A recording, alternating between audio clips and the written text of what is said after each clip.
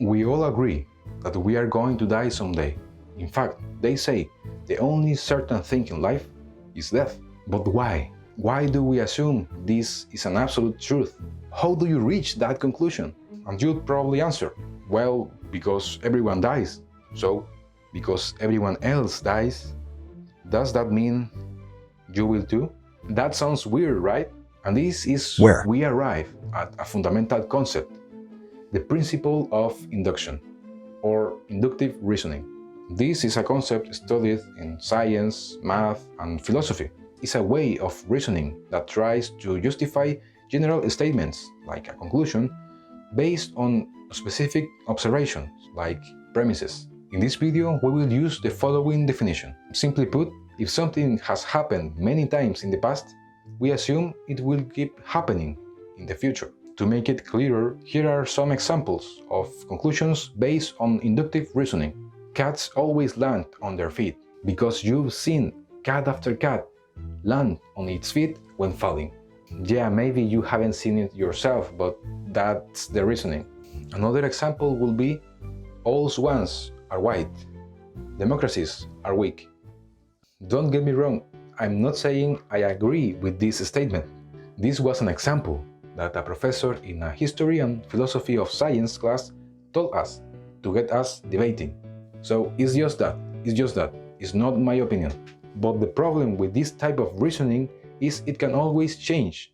We can never be 100% sure that a conclusion will remain true in the future, because a single counterexample can destroy it completely.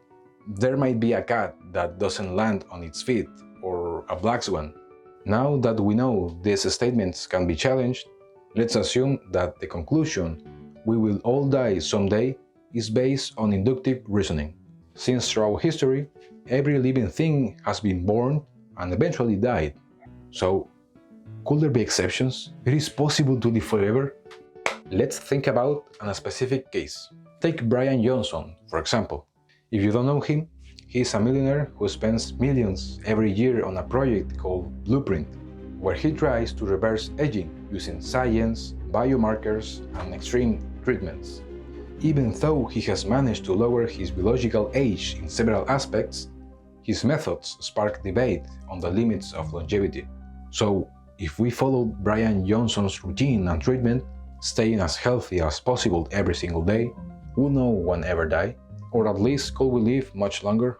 To answer that, we first need to ask, how does someone die? What causes death? What is death?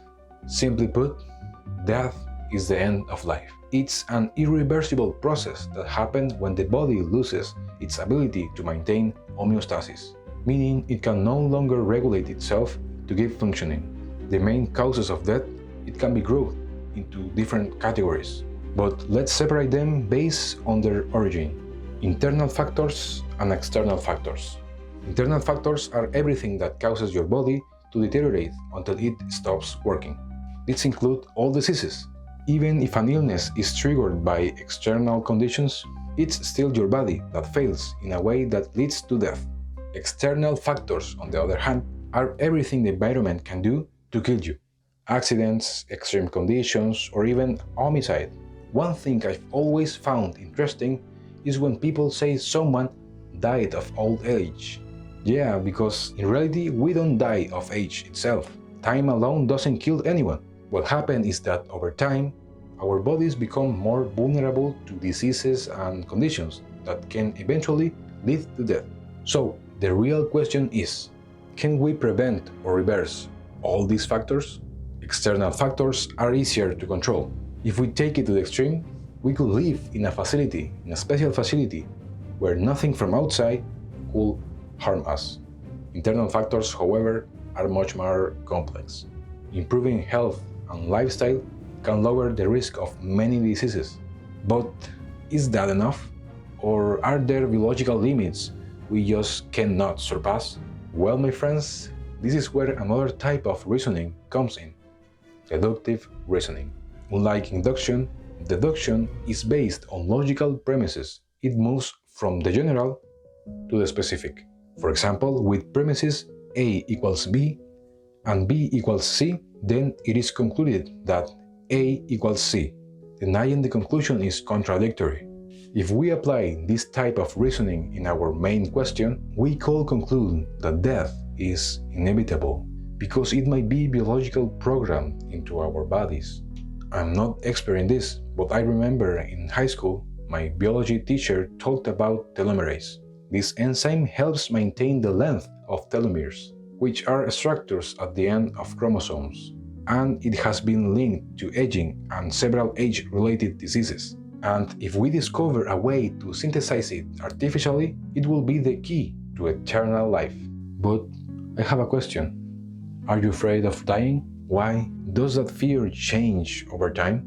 Do children fear death more or less than adults? Where does brain death fit into all of this?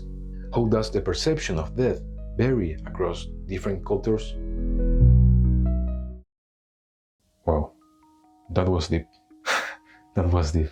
I hope you enjoyed this video. If you have any thoughts about these topics or just want to chat, leave me a comment. I'd love to reply. And if you want to see more interesting content, subscribe and share. Seriously, thank you so much for watching until the end.